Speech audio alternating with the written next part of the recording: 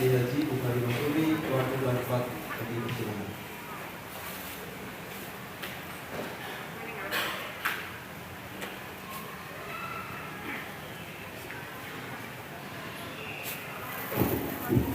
Assalamualaikum warahmatullahi wabarakatuh.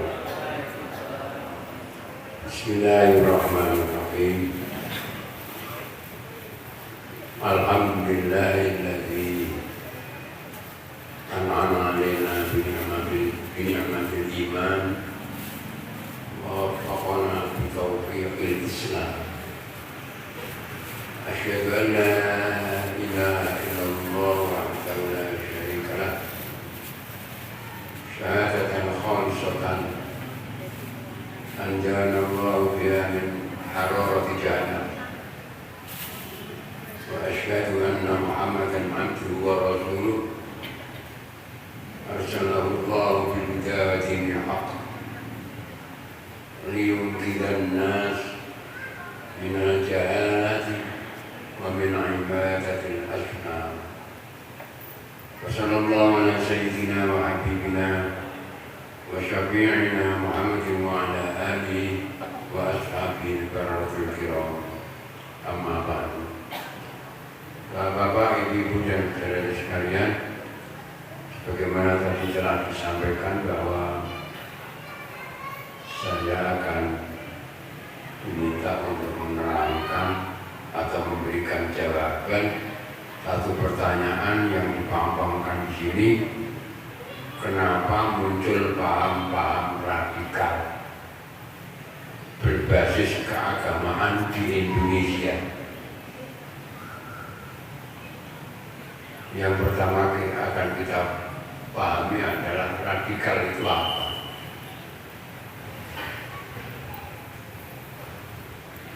Lalu baru kita cari, nanti diberi contoh-contoh perilaku radikal kayak apa. Lalu apa penyebabnya terjadi perilaku orang Islam yang radikal, sehingga kadang-kadang memberi kesan orang Islam itu nggak punya budidaya, nggak punya budaya yang baik. Orang Islam itu seolah-olah biadab. Orang Islam itu arogan, ingin hidup sendiri di dunia, pokoknya nggak dapat bunuh, seolah-olah begitu. Sehingga Islam yang dipuji-puji Allah sebagai Islam yang terbaik, agama yang terbaik, umatnya dikatakan sebagai umat yang terbaik, tapi dengan perilaku radikal, kesannya umat Islam jadi biadab, nggak berbudaya. Padahal dalam surat Al-Baqarah ayat 143 Allah telah menjelaskan, wa kadzalika ja'alnakum ummatan wasatan takunu syuhada'a 'alan nas wa yakuna ar-rasulu 'alaikum syahida. Dan demikianlah Allah telah menjadikan kamu sebagai umat yang wasaton. Wasaton itu dalam tafsir dikatakan yang tengah-tengah, moderat bahasanya orang sekarang, tidak ekstrim kanan, tidak ekstrim kiri, tidak terlalu ke kanan, tidak terlalu ke kiri. Orang Islam itu tengah-tengah, tapi tidak asal tengah, tengahnya benar gitu. Namanya umat wasaton itu umat yang tengah-tengah, tengahnya benar dan adil. Dalam tafsir dikatakan seperti itu. Begitu baiknya umat Islam. Kalau agama sana begini, agama begini, Islam begini. Kalau yang sana begini, Islam begini. Banyak sekali contoh. Orang Yahudi itu orang-orang yang paling berani kepada Tuhan, sampai mengatakan ya Tuhan bagaimanlah Gusti Allah itu pelit gitu. Coba ada orang berani mengatakan Gusti Allah pelit gitu. Orang Yahudi rawani Gusti Allah pelit. Gusti Allah tangannya diceketem orang ngomong. Ya Tuhan bagaimanlah. Aidi. Sampai nabi-nabi dibunuh, itu orang Yahudi. Saking gak hormatnya kepada Nabi itu sampai ada yang dibunuh nabi-nabi. Jadi orang Yahudi merasa super, merasa paling baik, sehingga ya perintah Allah sering diabaikan, ngarang-ngarang di Gusti Allah saenake dhewe, Nabi dibunuh, itu yang Yahudi. Di satu sisi yang lain ada agama yang sangat menghormatinya pada Allah, sampai Nabi juga dianggap anaknya Allah. Orang Nasrani. Pokoknya nanti Nabi Isa dianggap Tuhan. Nah Islam enggak. Nabi ya Nabi, Tuhan ya Tuhan. Yang benar sajalah. Nabi ya Nabi, manusia ya manusia, Tuhan ya Tuhan. Islam itu agama yang tengah-tengah yang benar. Umat tanpa satan. Surat apa tadi? Al-Baqarah ayat 143. Bahkan dalam surat Al-Imran ayat 110 dikatakan bahwa kuntum khaira ummatin ukhrijat linnas, adalah kamu itu umat yang terbaik di hadapan umat yang lain. Nanti lain kali kita pelajari di mana letak kehebatan Islam dibandingkan umat yang lain nanti lain kali. Tapi kali ini saya hanya menyatakan menurut ayat ini Islam itu hebat, baik. Tapi sering kehebatan Islam, kebaikan Islam itu ternoda oleh perilaku orang Islam yang radikal-radikal itu. Betullah kata Jamaluddin Al-Afghani, beliau mengatakan al-Islam mahjubun bil muslimin. Kebaikan Islam itu tertutup oleh perilaku orang Islam sendiri. Kebaikan Islam tertutup oleh perilaku orang Islam. Al-Islamu mahjubun, terhijab, tertutup bil muslimin, dengan orang-orang Islam.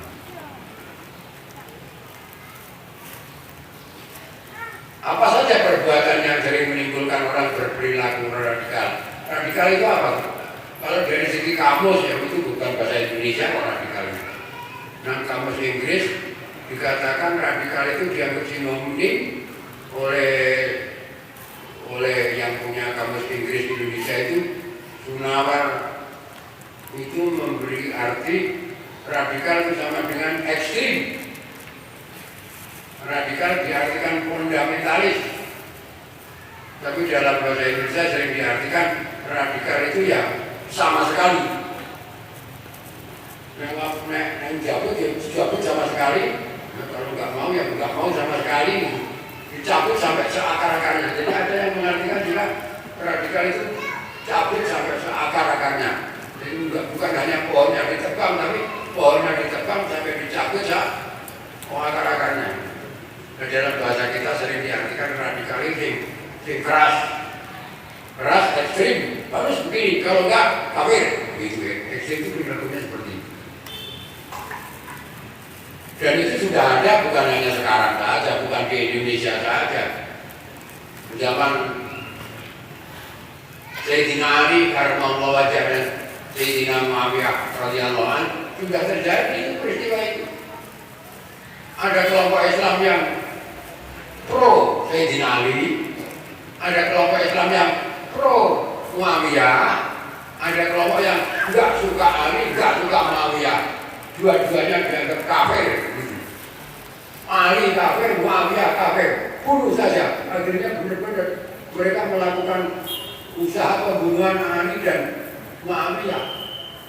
Membuat dua petugas harus dibunuh bersama-sama. Yaitu pada waktu keduanya keluar rumah mau berangkat salat jamaah subuh, bunuh, mengirimkan dua orang petugas. Yang satu petugas sudah mengintai di luar rumahnya Ali, yang satu petugas di luar rumahnya Muawiyah.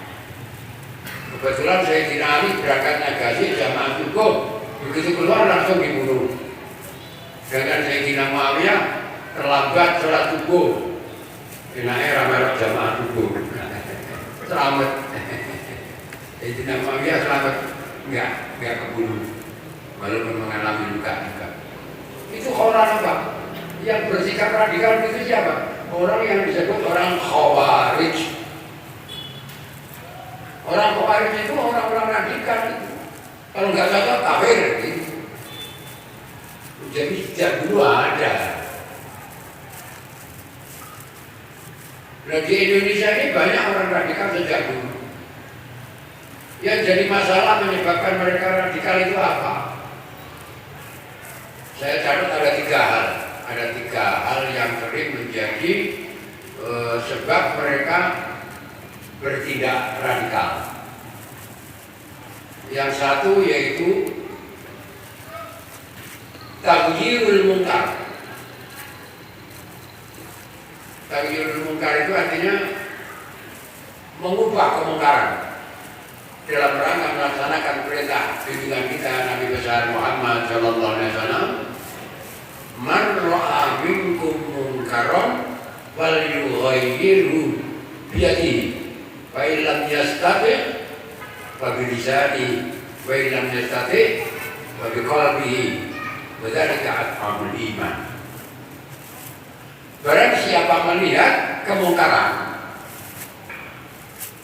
maka hendaklah mengubah kemungkaran itu dengan tangannya.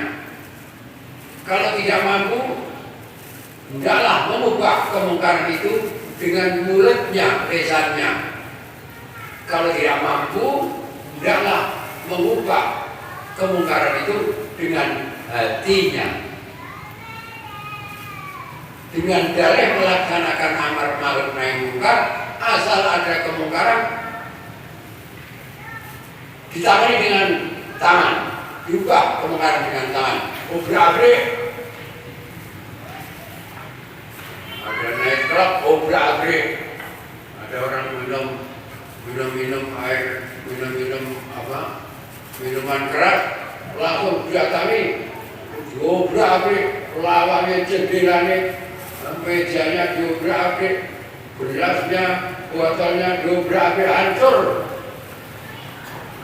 Alasannya melaksanakan perintah Nabi, barang siapa melihat kemungkaran harus mengubahnya dengan tangan. Maka terus timbul itu, ada yang melakukan sweeping, sweeping mana-mana, beredai warung-warung, warung-warung, obrak-abrik. Itu menyebabkan perilaku radikal. Alasannya alasan taghyirul munkar. Tapi mereka nggak paham yang namanya kemungkaran itu apa, yang ma'ruf itu apa, caranya mengubah kemungkaran itu, petunjuk Nabi bagaimana, itu nggak dipelajari. Pokoknya asalnya mulai.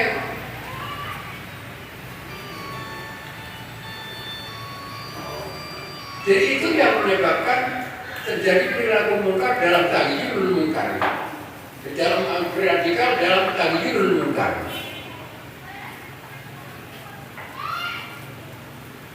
Yang kedua, nanti saya terangkan satu persatu.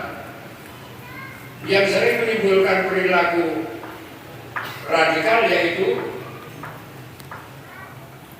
melaksanakan perintah Allah, jihad fi sabilillah. Wajahidu fi sabilillah yang barakallahu. Berperanglah di jalan Allah dengan hartamu dan dengan jiwamu. Mereka mengartikan jihad itu perang. Padahal tidak semua kata-kata jihad berarti perang. Jihad yang berarti perang pun ada syarat-syaratnya, tidak asal perang. Mereka nggak paham pokoknya. Belum ini pokoknya. Biasanya radikal itu pokoknya. Yang dijadikan dasar biasanya satu. Biasanya Muhammadur Rasulullah walladzina amanu ma'ahu asyiddaa'u 'alal kuffar ruhama'u bainahum. Orang-orang Islam itu bersama Nabi itu keras terhadap orang kafir, lemah lembut terhadap semua Islam. Kalau kafir harus kasar.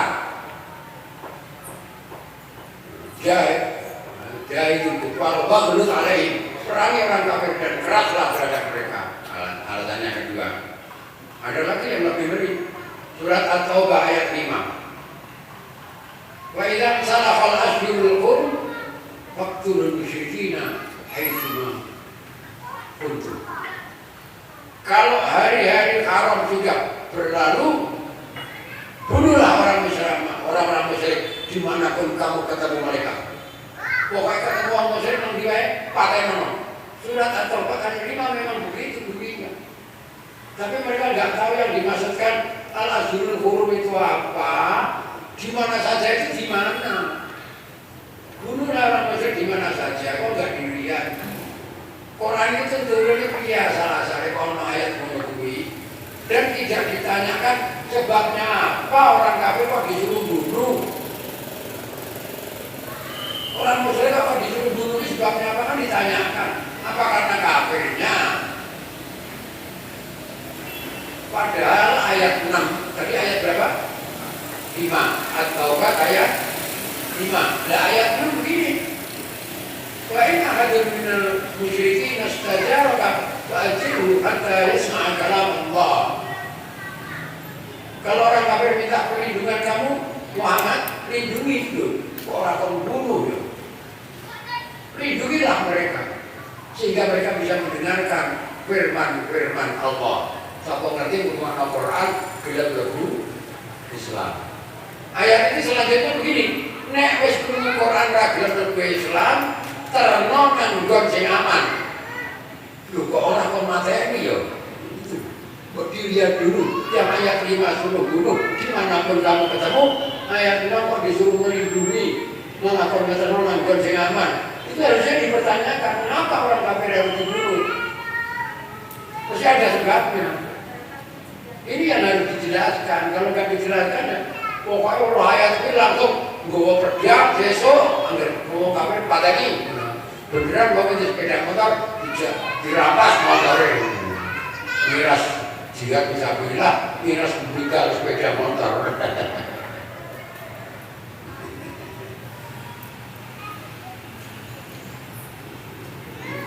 Padahal kalau tahu artinya, tahu asal-usulnya ayat itu enggak seperti itu.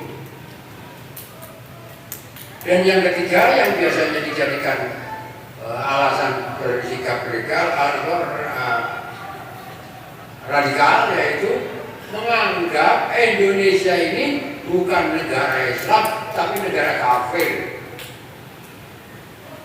Tauhid itu setan. Negara Indonesia negara tauhid karena kepala negaranya tidak bernama khalifah. Kepala negaranya tidak bernama khalifah. Sistem pemerintahannya tidak sistem khilafah, tapi trias politika, kekuasaan dibagi 3, eksekutif presiden, legislatif DPR, yudikatif kehakiman. Ini bukan tatanan Islam, ini tatanan orang Kristen, tatanan penjajah, tatanan orang Eropa yang Kristen, bukan tatanan Islam. Menurut Islam nggak ada pembagian kekuasaan, yang ada hanya satu kekuasaan, khilafah, khalifah. Yang ngatur, yang bikin peraturan ya khalifah, yang kalau ada kesalahan yang memutuskan ya khalifah, yang menghukum ya khalifah, yang merencanakan belanja negara ya khalifah, yang melaksanakan belanja negara ya khalifah. Semuanya berpusat pada khalifah, bukan dibagi-bagi seperti sekarang itu. Itu kan sistemnya orang kafir. Jadi Indonesia itu bukan negara Islam, negara kafir, negara tauhid. Itu alasannya. Maka wajib diperangi negara Indonesia ini. Malah secara sembunyi-sembunyi sudah ada yang melakukan, kalau kamu ingin masuk surga harus meninggalkan negara Republik Indonesia yang tauhid. Cara meninggalkannya bukan pergi ke luar negeri, KTP-mu buang, ganti KTP negara Islam Indonesia. Ada itu. Kalau acaranya itu pertama-tama asyhadu an la ilaha illallah wa raditu billahi rabbil alamin itu, lalu KTP-nya dibuang, ada acara buang KTP Indonesia dan menggunakan KTP baru KTP negara Islam Indonesia. Ada sampai begitu. Jadi di Indonesia yang dijadikan alasan orang-orang radikal satu dalam rangka taghyir mungkar, mengubah kemungkaran. Yang kedua dalam rangka apa? Dalam rangka mengamalkan jihad fisabilillah. Dan yang ketiga sering terjadi radikalisme karena menganggap Indonesia bukan negara Islam. Mari kita pelajari, benarkah seperti itu? Dan yang paling akhir nanti, mengapa terjadi seperti itu? Mengenai taghyirul munkar, saudara-saudara, itu memang perintah Allah bersumber dari surat Ali Imran ayat 110, bahkan ada juga 104. Wal takum minkum ummatun yad'una ilal khair wa ya'muruna bil ma'ruf wa yanhauna 'anil munkar. Hendaknya ada di antara kamu umat yang melakukan ngajak-ngajak khair. Saya ulangi, ngajak-ngajak khair. Khair itu kebaikan. Dan memerintahkan ma'ruf. Ma'ruf ya kebaikan, sama artinya. Khair ya kebaikan, ma'ruf ya kebaikan. Kok beda-beda Pak? Yang khair kok ngajak-ngajak, tapi ma'ruf kok perintah. Kemudian kalau kiai dirembuk, menepi orang anggur-anggur, bres ngono. Bedanya apa? Nek khair kok ya jauh ngajak-ngajak. Hendaknya ada di antara kamu umat yang mengajak kepada khair dan memerintahkan pada yang ma'ruf dan mencegah yang mungkar. Apa bedanya khair dengan ma'ruf? Khair itu kebaikan, tapi nggak semua orang tahu kalau nggak belajar, kalau nggak dikasih tahu, kalau nggak ngaji nggak tahu. Dan yang ma'ruf itu kebaikan, semua orang nggak ngaji juga tahu. Orang ngaji nggak tahu kok. Ada orang jatuh dari kendaraan, ditolong, nolong orang jatuh dari kendaraan itu baik apa bukan?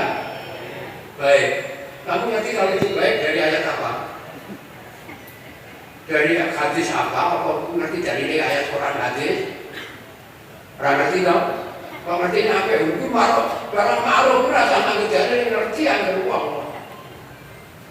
Kebaikan asal setiap orang tahu, nggak usah pakai dalil, nggak usah belajar, itu namanya ma'ruf. Ma'ruf itu artinya maklumun. Maklum, udah diketahui, setiap orang tahu. Orang tiga sepeda motor didelok dong. Kok orang betul ini apa mas? Nah aku orang ngerti dalil Quran hadis.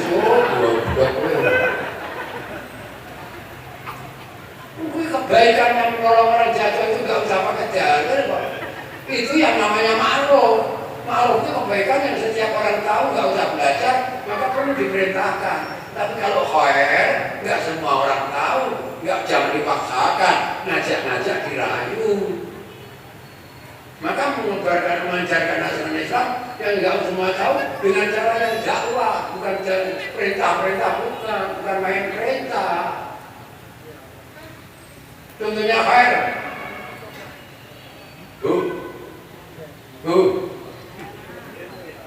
Wong wedok duwe bojo, bojone nang omah. Kuwi nek poso Senin Kamis, nek ora entuk izin bojone dosa. Poso Senin Kamis kok dosa lah, ora ngerti kan kowe? Ora ngerti, ora ngerti namanya ngaji. Orang perempuan puasa Senin Kamis, ada suaminya harus minta izin suaminya. Kalau nggak minta izin suaminya, maka puasanya itu dosa. Lagi ini loh Pak, ini cara pakai dapat pakai bis. Sebab melayani suami itu wajib, sedangkan puasa sunat itu hukumnya sunat. Lah kowe puasa ora izin nek bojomu kepengen butuh kumpul sak waktu piye Pak? Ayo betul, aku puasa ya Pak. Ora kena bantah kuwi. Melayani suami itu wajib, sedangkan puasanya hukumnya sunat. Nggak boleh meninggalkan wajib untuk melaksanakan sunat, nggak boleh. Cara pakai hukum ini orang ngaji nggak ngerti. Jadi nek ana wedok lagi poso sing lanang, Bu batalno aja dulu. Wajib batalno. Mergo nuruti apa?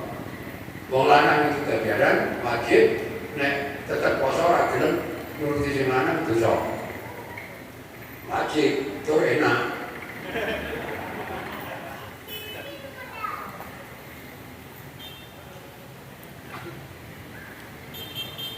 Tahu buku cerita wali kualat. Umumnya ngomong kualat karo wali, boleh ya? Akeh-akeh wong kualat karo wali. Ini ana cerita, sing cerita Nabi lho. Nabi Muhammad yang cerita, ana wali kualat.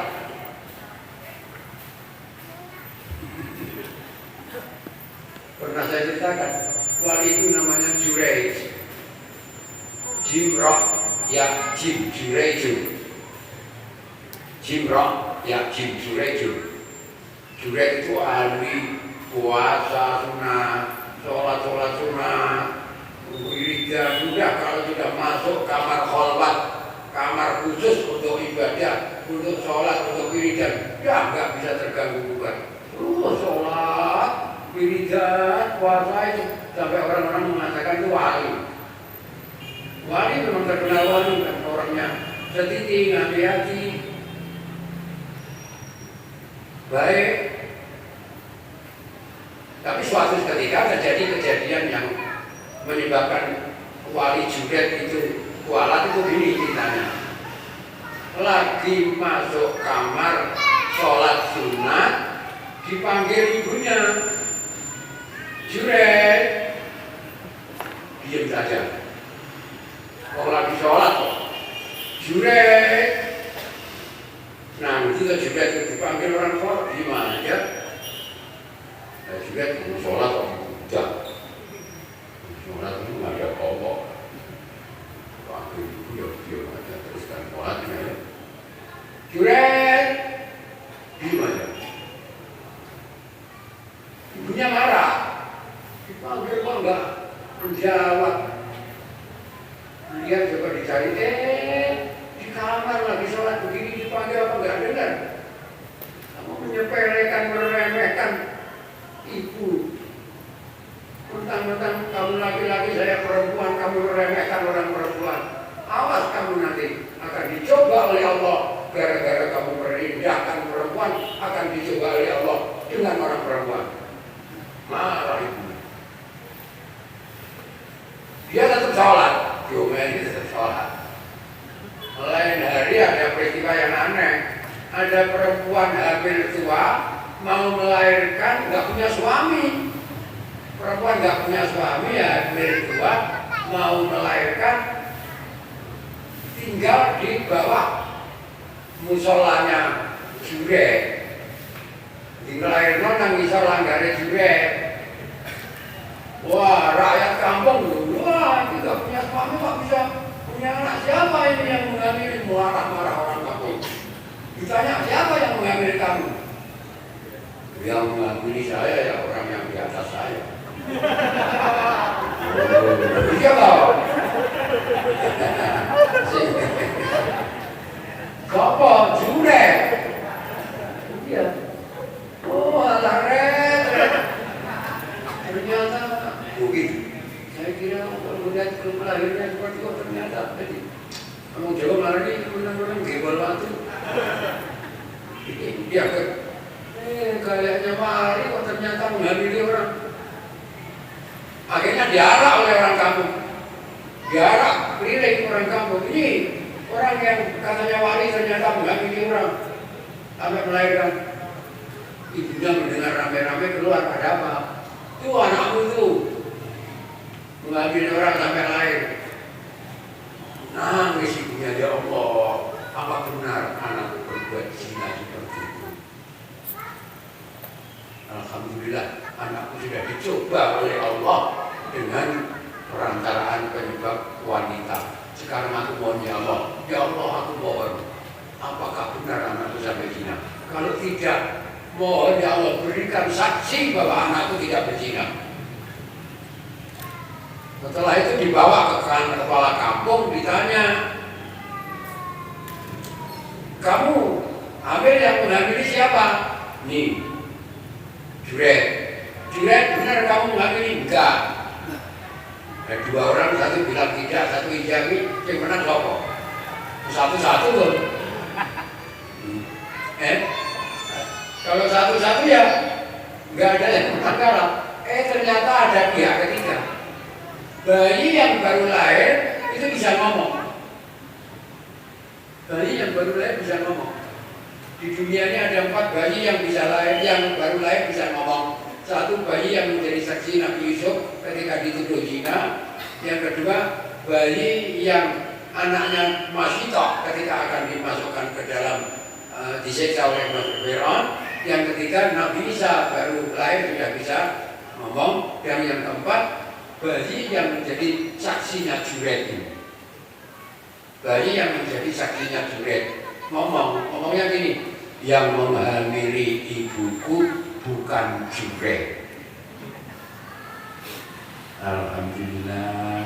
Tapi kan juga sempat dipermalukan, piring di kampung yang zina gara-gara meremehkan. Itu namanya wali kualat kalau orang bukan wali. Nah sekarang saya beritahukan pada Anda apa?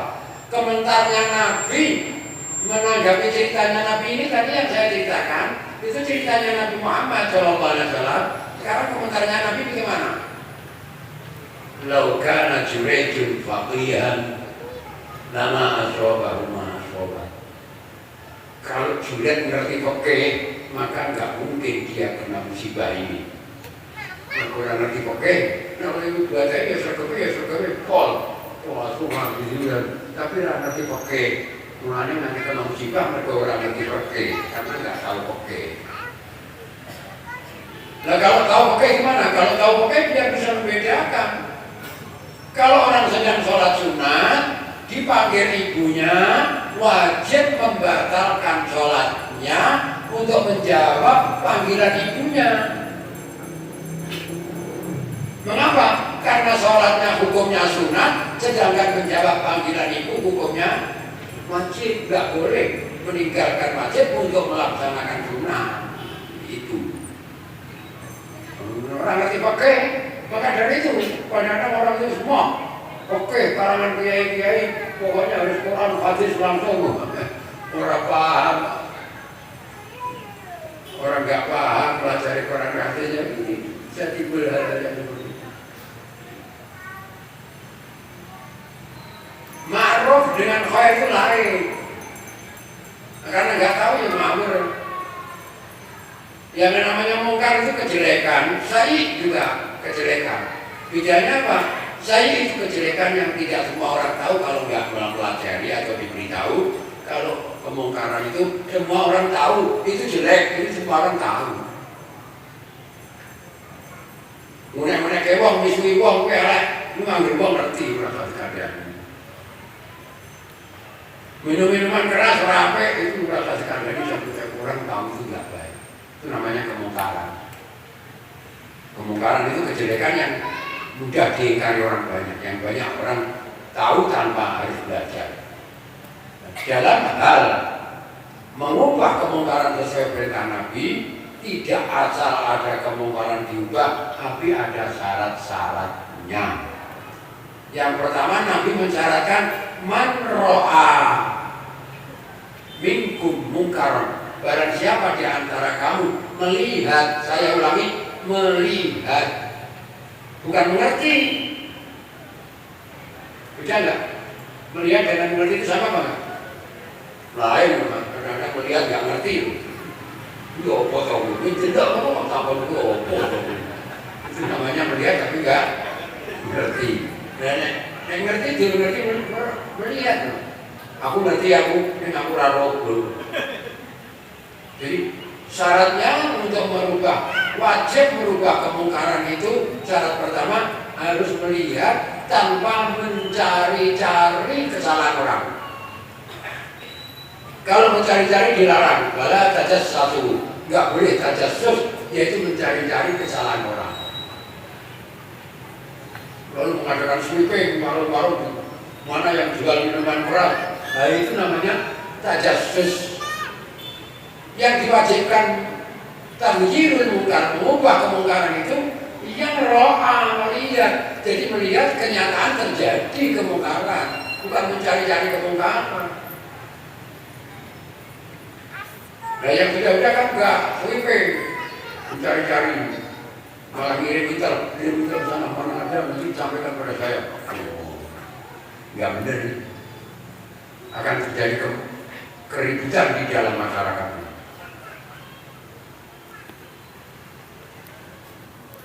Yang kedua, sesuatu yang diperintahkan atau dilarang, ma'ruf yang diperintahkan atau kemungkaran yang dilarang itu harus sesuatu yang diijma'i para ulama.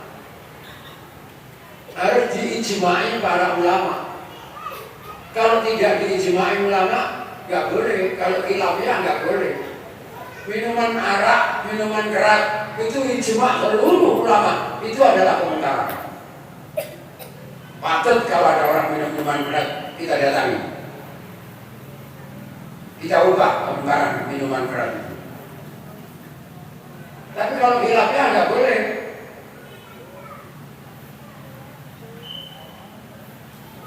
Menjual daging babi di pasar luar dicampur dengan sapi, itu kemungkaran itu. Ijma' para ulama daging babi itu haram. Tapi ada orang jual kepiting, abrik, ngapain? Kepiting kan haram. Itu khilaf. Ada yang mengatakan kepiting itu haram, ada yang mengatakan halal. Itu ya khilaf ya, aja ngomong, nggak boleh. Kalau ijma' boleh. Kalau enggak ijma' ulama, ada perbedaan pendapat di antara ulama, nggak boleh. Syarat kedua itu. Syarat ketiga, kalau dilaksanakan amar ma'ruf nahi munkar tidak menimbulkan kemungkaran yang lebih besar. Ada loh orang minum minuman keras di sebelah masjid, setelah dilarang malah besok ngajak katanya pirang-pirang gua trim gua minuman keras, malah jadi gitu menantang yang berlayo wani. Kalau menimbulkan kemungkaran yang lebih, ini menggowo sak botol, rong botol, baru dilarang besok malah gowo trim. Ini harus diperhitungkan. Kalau dilakukan kemungkaran amar ma'ruf nahi munkar menimbulkan yang lebih, kemungkaran yang lebih besar apa enggak? Itu pakai memang begitu. Bang Ghazali dalam media dikupas secara detail. Karena orang Islam memang harus begitu, bukan menjadi Quran ngono. Iya ini caranya piye kan ono carane. Nabi pakai tahap-tahap itu, harus bertahap.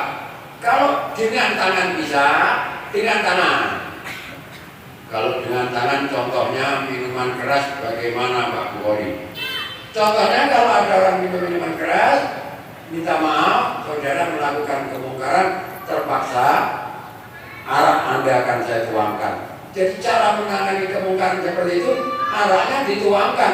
Sudah habis kan nggak ada yang diminum. Gak perlu gelasnya dipecah, gak perlu botolnya dipecah, jendela diobrak-abrik, mejanya diobrak-abrik, gak perlu.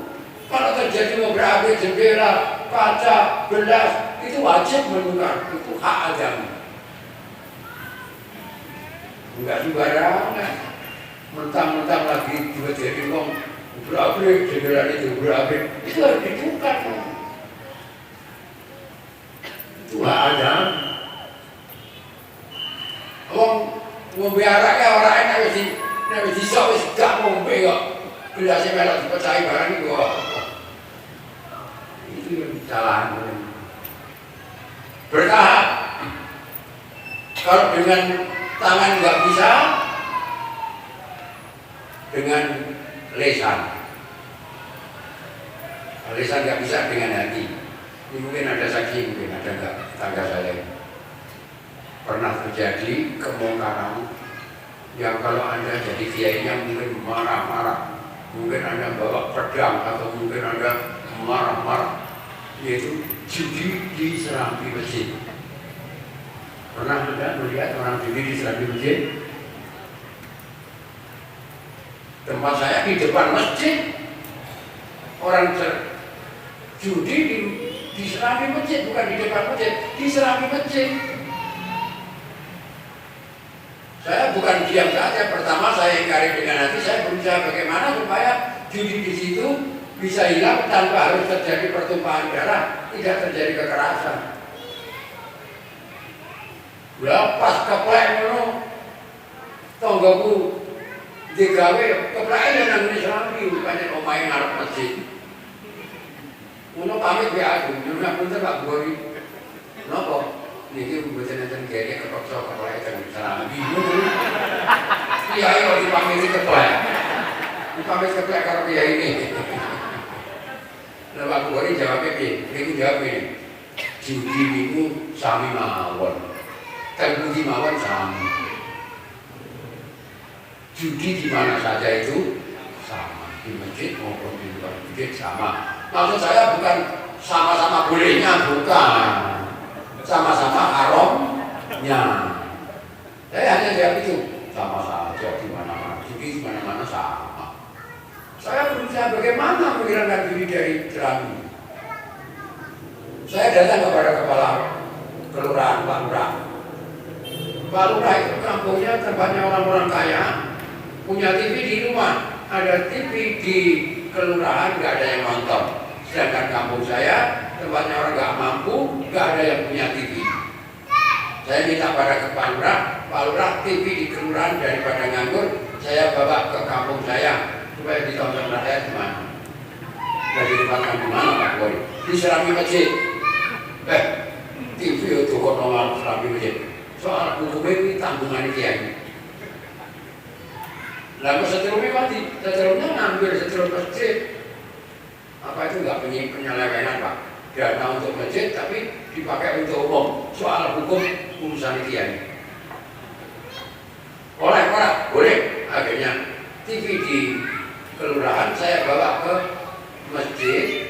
Setiap malam habis sholat isya masjid ditutup. Di serambi tempat judi itu saya beri TV, rakyat nonton banyak karena tidak ada yang punya TV. Wah senang banget.